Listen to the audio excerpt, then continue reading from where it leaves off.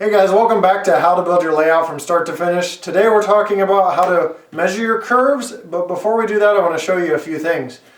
You see this foam over here extruding from the top of my layout? Well, we all know we're human beings and we make mistakes.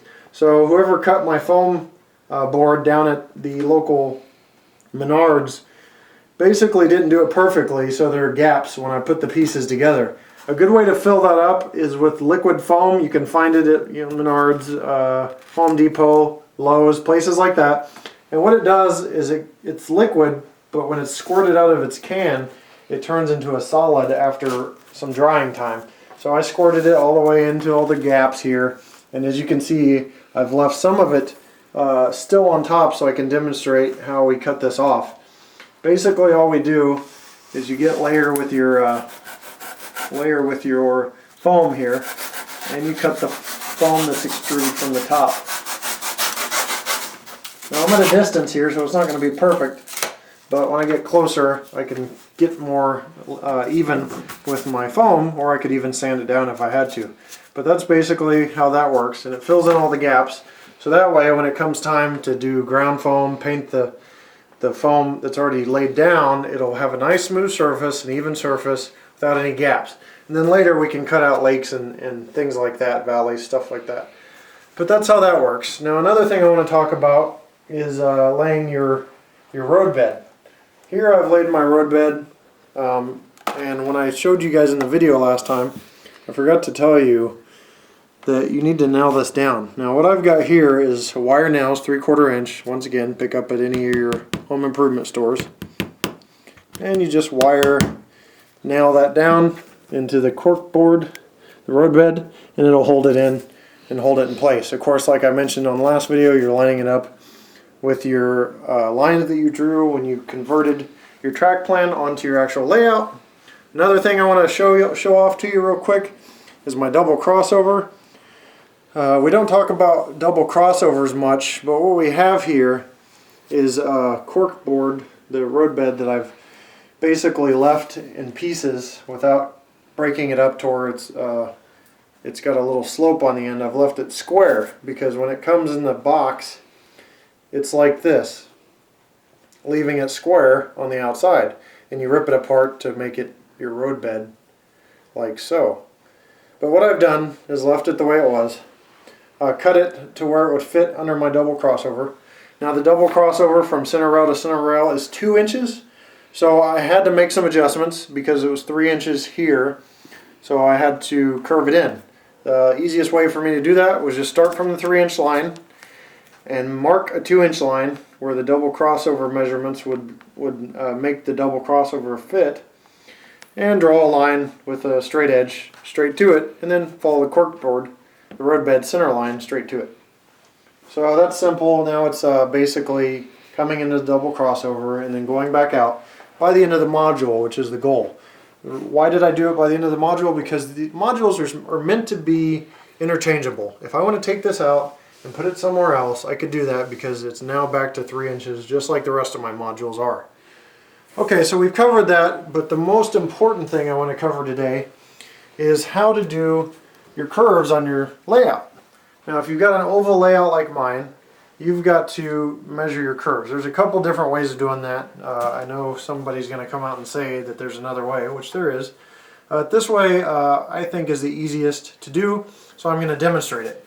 What you have here are called trammel points. You can pick them up on Micromark. Once again, I'm offering support to you guys. If you need them or the link to them, I will provide that to you. Just shoot me an email. The wood does not come with these trammel points. This is a 1x2 piece of wood. You need it at least 1 inch longer than your biggest radius. My biggest radius curve is 30 inches, so I needed this board at least 31 inches, and I went past that. Now this works like a huge compass. What you're going to do is measure your outer tracks and your inner tracks and make a curve with it to see what you need. The track plan, when you do the track plan, it will help you figure out what radiuses you have on your track. We have determined, or my cousin helped me determine, that the inner track is 27 inches on this layout and the outer track is 30 inches. So what do? I mark each one of the pieces of or each inch on the board here, from 0 being inset, because you don't want it on the edge because it's going to be hanging half off, all the way to what you need. I've got it to 27. So I'm going to do my inner track first. Now this pencil's not going to show up very well on the foam board, but what I will do is make an etching, an indentation, and that I can go back with a Sharpie and go trace.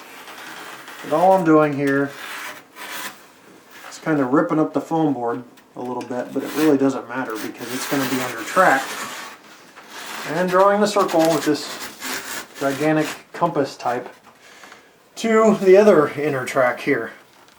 Then once I've done that, you can see that the etching is there for it. You can see where it's made the indentation. Then I'm going to center this up on 30, which is my outer radius. As you can see, it's now centered on 30.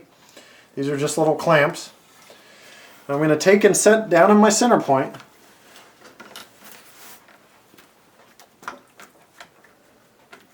And then I'm going to go right back around.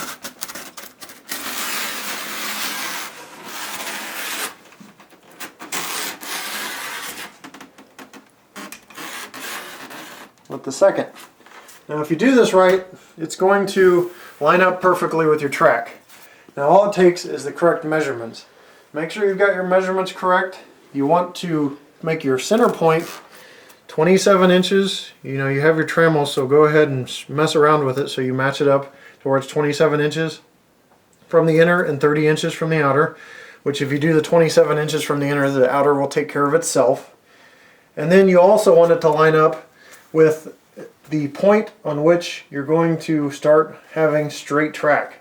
So that you draw an imaginary line here so that the straight track lines up with the curve, and you've got your curve for your layout. 30 inches, 27 inches in my case, whatever your case may be, go right at it. Now this doesn't just apply to oval layouts. You can do this for quarter curves, half, a full circle, whatever you want. These things will do curves for you. Now there are other methods. There's these things that you can set inside tracks, but this is way easier, you guys, in my opinion. And I'm glad my cousin Chris put me onto this because it makes things a lot easier when you're actually building your layout. Now I'm not going to waste your time with going back and tracing these ridges with a Sharpie. You can figure out that I've done that, but what I will say is when you start to lay your roadbed down on these curves, after the Sharpie's traced, you're going to want to curve the roadbed with it and then nail it into place. You can nail this and then move on and curve, and nail that and move on and curve. But make sure that the center of this roadbed is matching up with your traceable lines, and you'll have a perfect curve for your layout. Thanks for watching. See you next time when we cover track laying, and then in the future we'll also be covering the electronics portion of this and how to wire this layout and bring it to life. See you next time.